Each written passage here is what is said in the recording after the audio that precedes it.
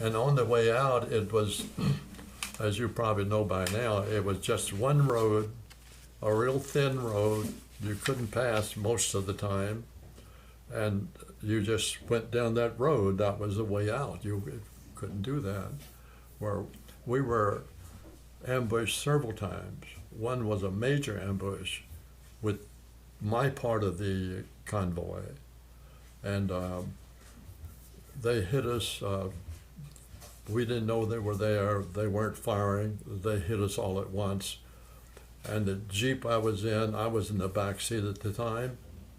The Jeep was hitting the engine, which stopped the engine. Mm-hmm. It hit the gas tank and emptied the gas tank and punctured the rear tire.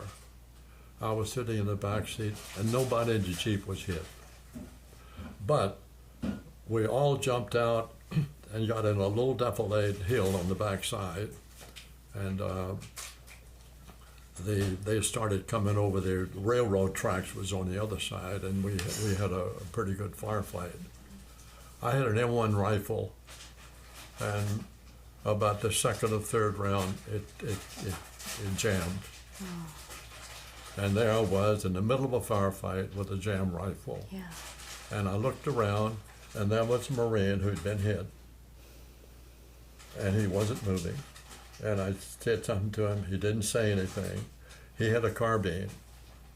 I picked up his carbine, went to his pocket and got some ammunition, and continued to fight with there. And finally, with 50 or 100 men all together in this one section, our sergeant said, "I'm a sergeant. Who's in charge here?" And I said, "Well, I'm a lieutenant. I don't know whether there's anybody senior to me or not."